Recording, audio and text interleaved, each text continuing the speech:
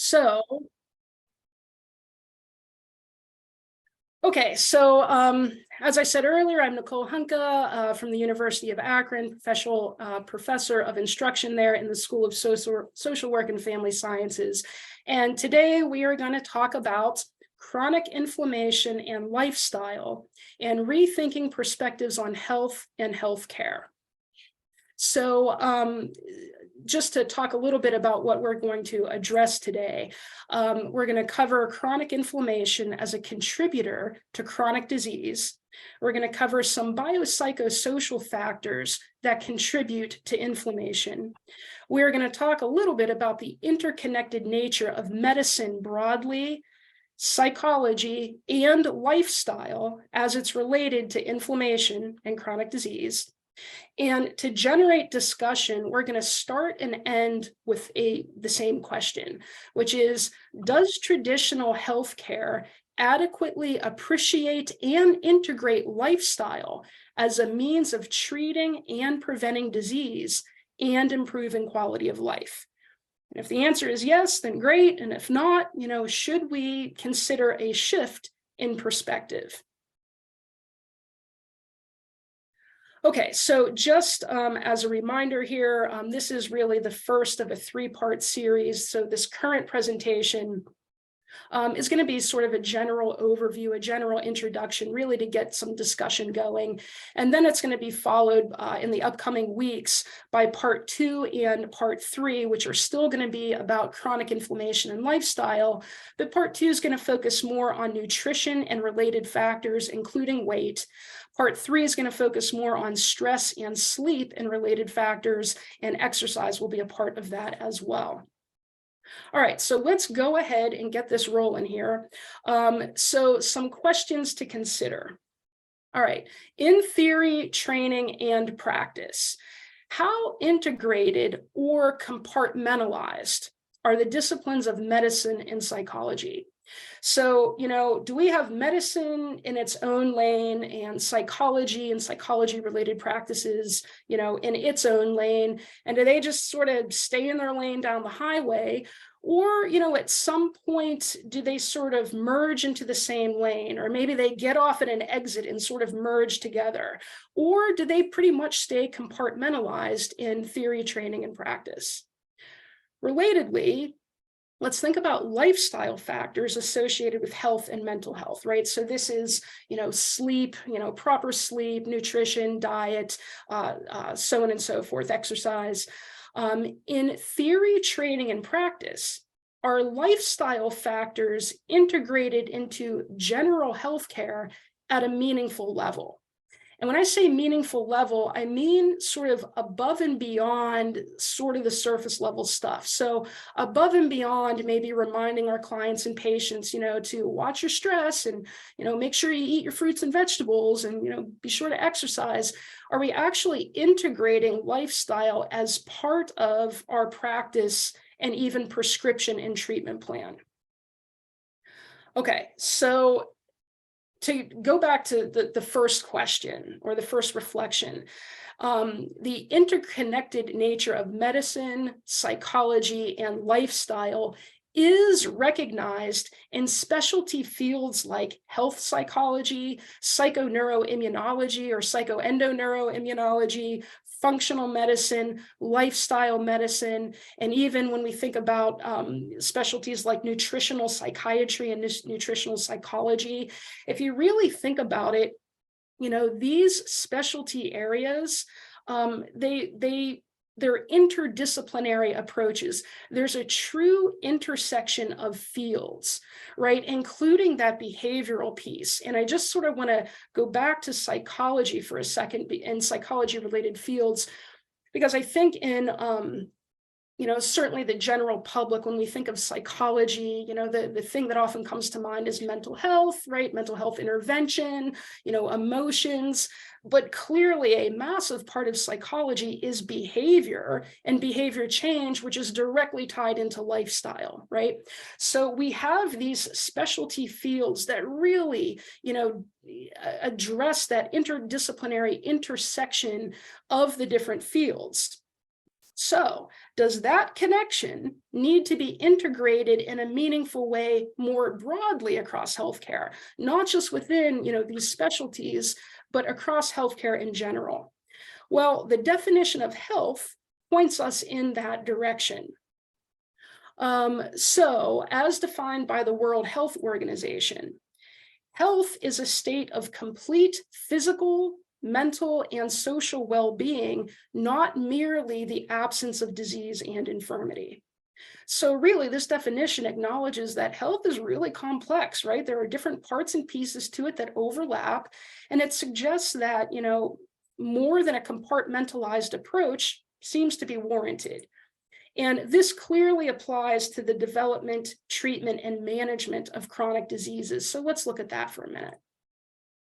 Okay, so chronic diseases. Obviously, there's been, a clear shift in the leading causes of death.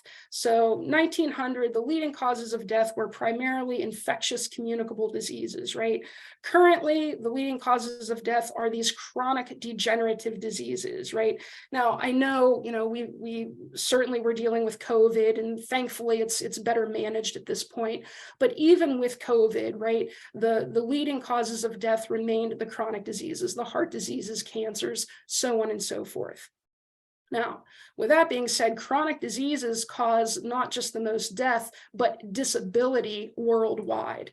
And if we just think of some, just health statistics, 6 out of 10 adults in the United States have at least one chronic disease. 4 out of 10 have 2 or more chronic diseases, and that number goes up substantially with age. We know that 1 in 10 Americans have diabetes, and about 90 to 95% of those individuals have type 2 diabetes. 1 in 3 Americans have prediabetes, and most don't know it. And when we think about these, metabolic related, issues, well, those then feed into other chronic diseases like heart disease and others. So, they very much sort of feed off of each other. And, to think about that, we could go on and on with health statistics, but just to think about this and back to the definition of health, right? Being more biopsychosocial in nature. Sure, when we think of these diseases, we think of death and whatnot, but these diseases impact people in so many other ways, certainly socially, psychologically, emotionally, financially, right? And oftentimes when people are dealing with all these other factors that come with disease, it can often, exacerbate the disease process. So, a little bit more about chronic disease in the United States. The CDC says that chronic diseases and conditions such as heart disease, stroke, cancer, diabetes, obesity, arthritis, on and on, are among the most common, costly, and preventable of all health problems. And I think that, probably, I would assume the public would largely agree about these chronic diseases being common and costly. But that preventable piece might sort of stop people in their tracks. How could these things possibly be preventable? Well, many chronic diseases are largely preventable through lifestyle, and this is well documented across the literature. So a little bit more about the preventable piece. According to the American College of Lifestyle Medicine, over 80% of healthcare spending is tied directly to the treatment of chronic conditions that are rooted in poor lifestyle.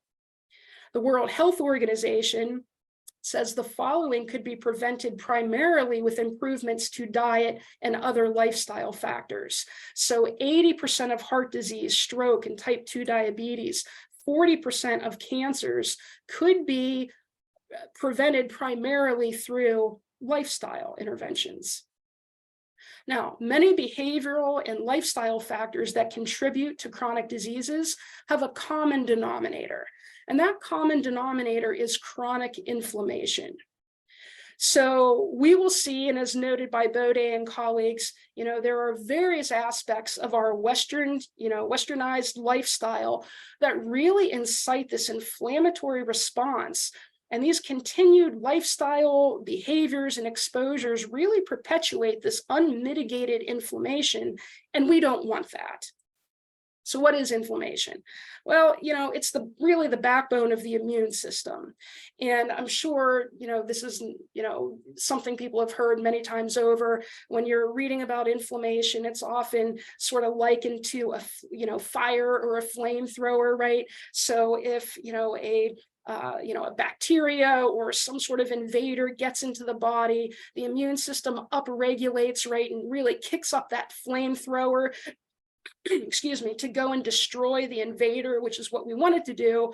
But we don't want that flamethrower all out of control and burning everything else down, that's around it. So, we want to get the invader, but we don't want to burn down the whole house in the process. So when we think about acute inflammation, right, we know that this is adaptive. It's the immune response to bacteria and injury. It kills invaders, heals injuries, and returns to homeostasis. And, as we know, the common symptoms of acute inflammation are that warmth or heat, redness, swelling, pain, or stiffness. Then we have chronic inflammation. And this is maladaptive. So this is when that inflammatory response doesn't downregulate appropriately. And the immune system just doesn't distinguish an invader from healthy tissue. And it's basically that flamethrower that continues to smolder and really end up burning down the house. Chronic inflammation has been referred to as the common soil of disease. And numerous references discuss the link of chronic inflammation to basically almost every chronic degenerative disease.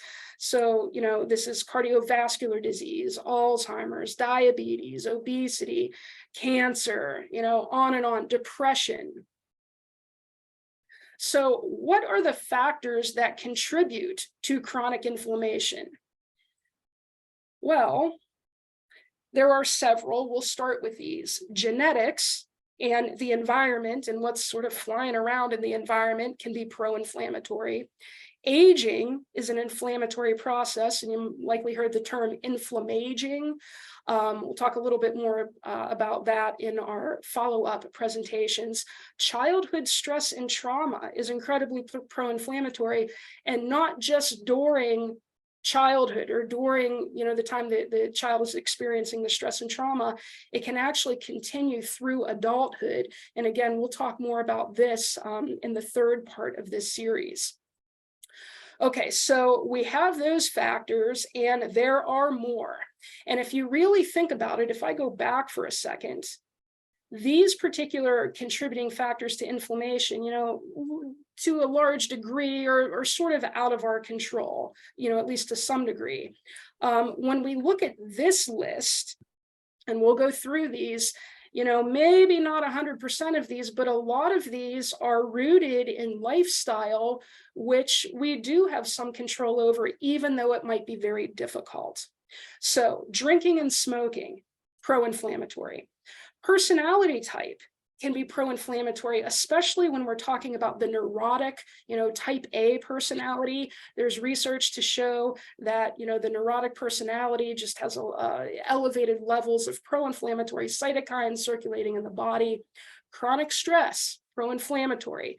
And perhaps more importantly is poor coping with chronic stress. Right? I mean, we can't always get away from stress. And really what it comes down to is how we cope with it. And we can cope with stress in very unhealthy and inflammatory ways that will upregulate, the inflammation, or we can cope in healthy ways that really downregulate that, inflammatory process. Limited sleep and poor quality sleep, another factor that influences inflammation. In fact, it's not just limited in poor quality sleep, but there are studies to suggest that oversleeping can also contribute to inflammation. Sedentary lifestyle, huge. We're going to talk a lot more about this in a future presentation. But It's not uncommon for people to think, well, I look good, maybe they have a raging metabolism and they don't really need to do a lot of exercise to look good and look fit. But, we can't be fooled by that, because physical inactivity is absolutely linked to inflammation in the body. More on that to come. Diet. So this is obviously a huge one. This is a huge driver of inflammation in the body, and mostly due to that westernized diet, here in the United States, of, refined, processed, manufactured foods. A ton more on that to come in the follow-up in the second presentation that we're going to cover. The diet is also related to gut dysbiosis, and gut dysbiosis is related to inflammation. So when we have, an overwhelming amount of bad bacteria versus good bacteria in the gut, it creates inflammation in the gut, and then gut permeability, which then can lead to systemic inflammation. And this gut dysbiosis, while it's largely influenced by our diet, especially the sugar and the refined foods, our gut can also become dysregulated by stress. So definitely more on that to come as well in part 2.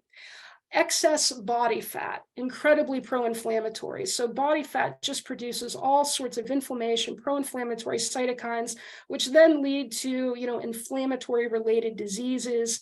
More to come. Mood can also play a role. So there are studies to suggest, right, that depression, people who deal with depression have higher levels of pro-inflammatory cytokines. I'm going to touch just a tad bit more on that in a second. And then there are social factors that can increase inflammation. And I think this is one that maybe isn't appreciated as much as it really should be.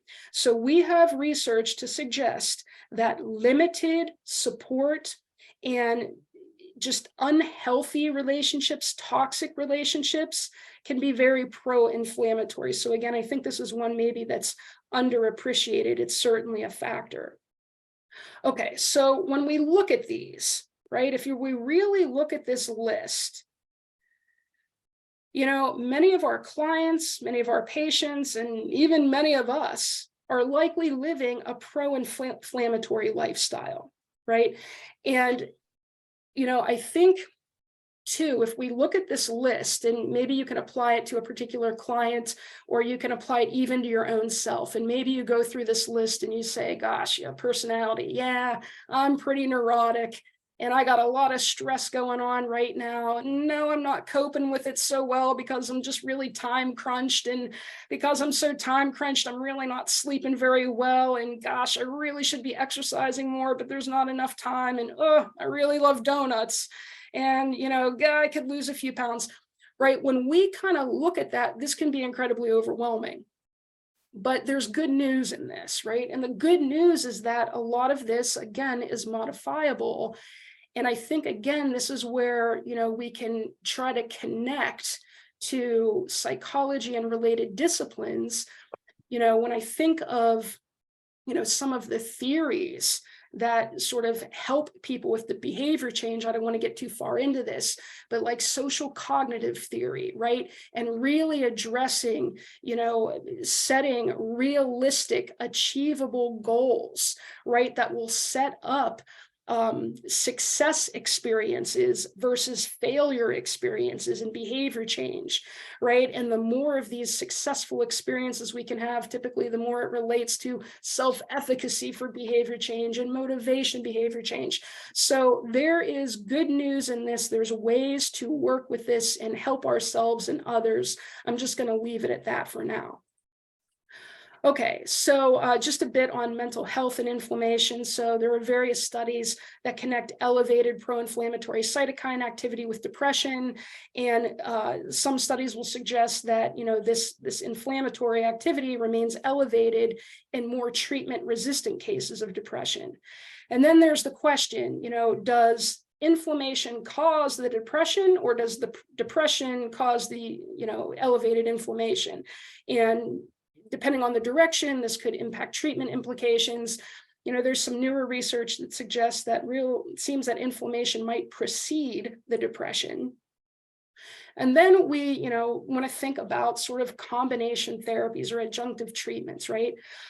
So, we have our medications, we have our, CBT and so on and so forth. But also, we have evidence to suggest that depressive symptoms may be ameliorated through physical activity and diet and regulating the gut microbiome.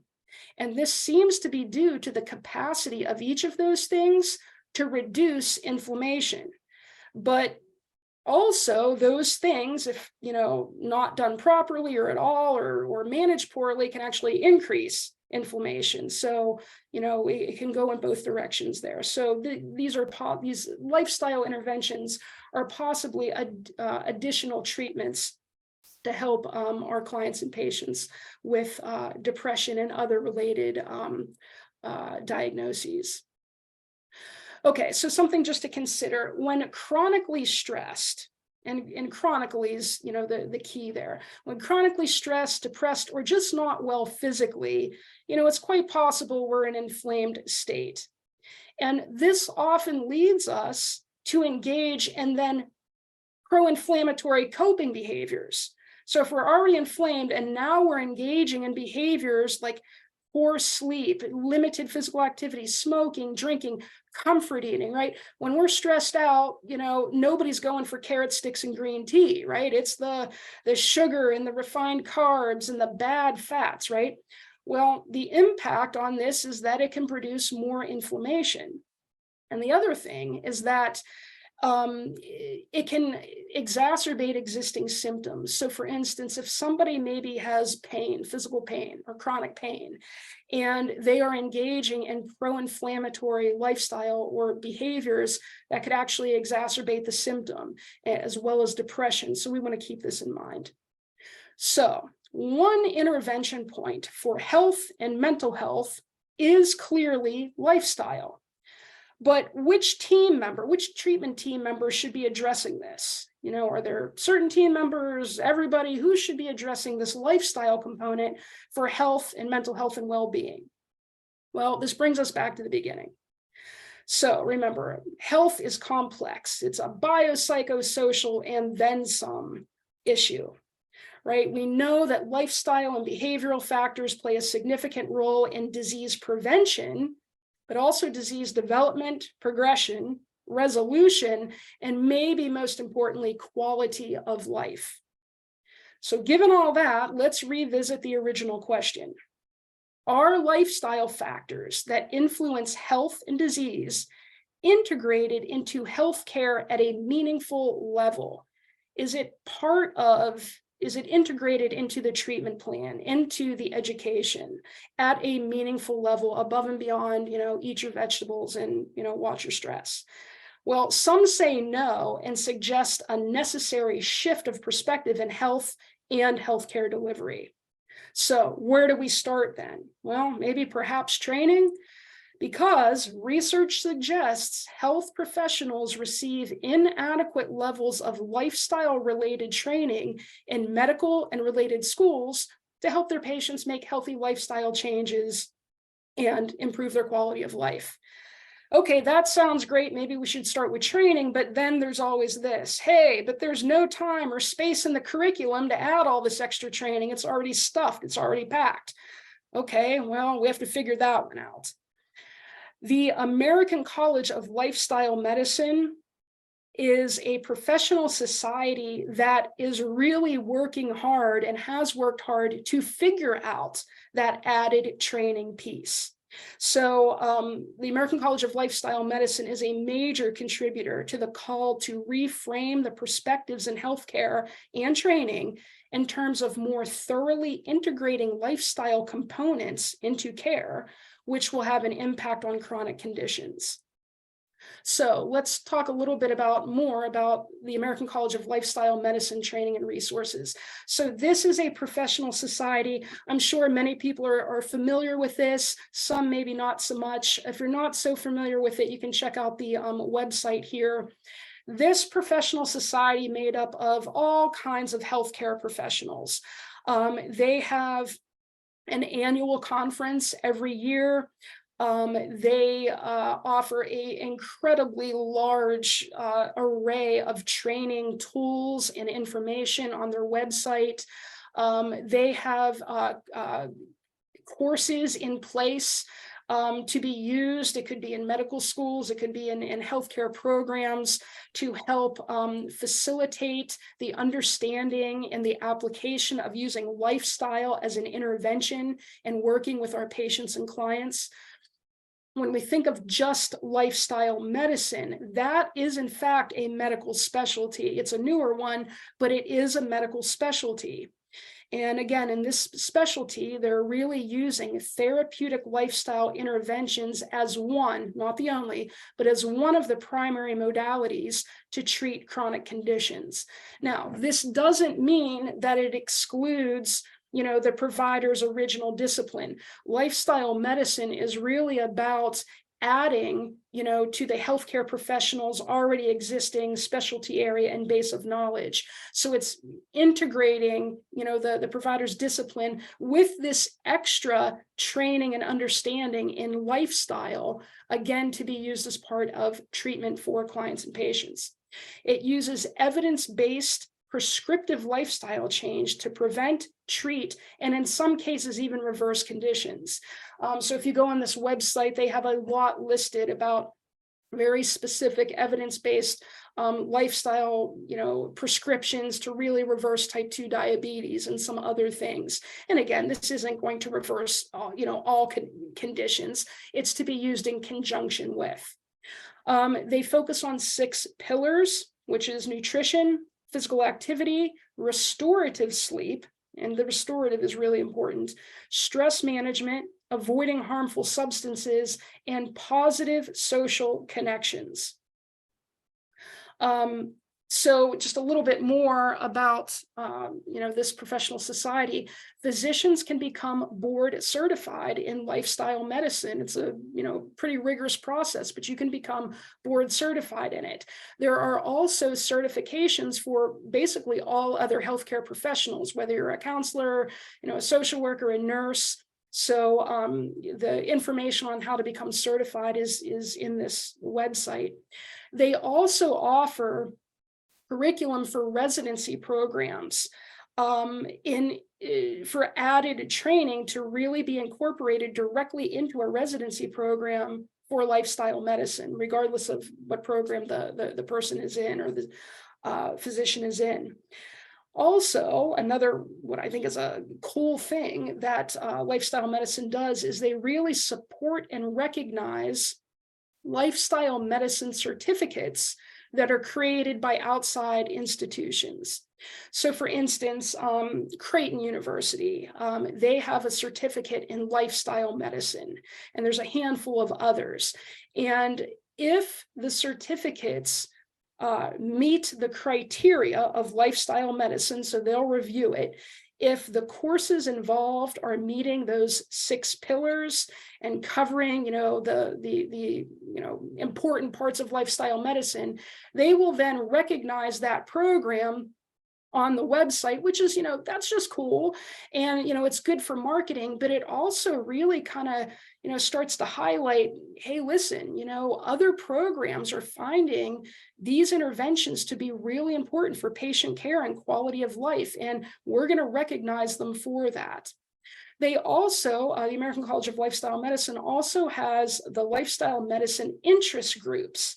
So these are student-led, faculty-supported interest groups pertaining to lifestyle medicine. And I have NeoMed on here because it looks like NeoMed has, in fact, a student interest group in lifestyle medicine. And the nice thing about these interest groups is if the curriculum just doesn't have space yet or hasn't figured out how to incorporate lifestyle medicine components into the classes and whatnot, lifestyle medicine interest group is a way to sort of get students and faculty more involved in lifestyle medicine outside of coursework. It's a way to generate excitement and interest about the topic. And really important is that these part of the interest groups are about also going into the community and, basically spreading the word about lifestyle medicine, health, and quality of life. So this is really cool stuff you might want to check out. Okay, so if we think about these shifts in perspectives, in terms of, training and sort of the intersection of training, right? How different disciplines sort of intersect. There is something relatively new called the Center for Nutritional Psychology. And the Center for Nutritional Psychology really focuses on those interconnections of diet and all aspects of psychological functioning to promote positive change in mental health care. So they have a vision, right? And that's for the future of mental health care to include a nutritional component. They advocate for mental health professionals and dietitians having formal knowledge of this, intersected relationship. Their goal in nutritional psychology is to be a core concept and component in university education and professional training. And they want this nutritional component to be just a standard part of mental health care by 2030. So all of this and more is outlined on that website. You might want to take a look at if you're not familiar with it. Also, I think this is really interesting with this sort of, the intersection of training. There's an article, it's a social work article in 2019 called The Importance of Psychoneuroimmunology for Social Work. This is cool stuff, right? Again, intersecting, going across disciplines. So the author really talks about how knowledge of psychoneuroimmunology is vital for social workers and why. The author addresses the connections of stress, inflammation, PTSD, and depression, and why this is important for social workers to know, and how to use this information basically to help guide their own interventions. And then there's a really cool piece about, macro practice. And the author talks about how psychoneuroimmunology really highlights the critical nature of accessing, healthy food, having time to prepare that food, and, access to safe places to exercise, having time for exercise. And they talk about how all of this really should be considered as social justice issues, which is, a huge piece in social work. We also have these health initiatives that are out there. I'm imagining a lot of people heard of Exercise is Medicine or Exercise as Medicine, a global initiative out of the American College of Sports Medicine. Really, this is about making physical activity, standard in clinical care and connecting healthcare with evidence-based physical activity resources. Again, tons of resources on this website. So you might want to check that out. And, they also encourage healthcare providers to include physical activity when actually designing their treatment plans, not as the only, intervention, but as part of the larger treatment. Relatedly, we have food as medicine, which again, I think probably many people have at least heard of, right? So there's the Food is Medicine Coalition, and this provides evidence-informed nutrition intervention to critically and chronically ill people. They advance public policy that support access to food and, nutrition-related services, research on nutrition and outcomes, cost of care, important stuff. And they really share best practices regarding medically tailored meals and nutrition education and counseling. And then we have finally this public health perspective. So Chu and colleagues discussed this perspective, and they proposed that inflammation and its contributing sources, so mainly lifestyle, are important targets for public health strategies if we're going to improve health and mental health. So they talk about potential, universal, selective, primary prevention strategies, really targeting inflammation-related depression. And so the goals of their prevention strategies really are to reduce inflammation levels across the general population, develop interventions that are really, successful interventions that are aimed at physical activity, weight reduction, and diets with a low inflammatory index. So really, they seem to be promoting an anti-inflammatory lifestyle. Okay, so with all that being said, let's get to some discussion. So, is a shift in perspective in terms of how much we integrate lifestyle into treatment, is it warranted or not? Are we already doing a good job of it? Are some disciplines doing better than others? Is if we want to integrate it more, is it even possible? Should we just really be referring out to the lifestyle professionals, right? Like if we're in counseling, should we just really just be referring out to the dietitians or the exercise physiologists or health coaches? Same with other medical disciplines. How do we handle this? So with all that being said, what are your thoughts? We'd like to have some discussion. There are some references on the remaining slides if you want to take a look at that, but let's go ahead and open it up to discussion.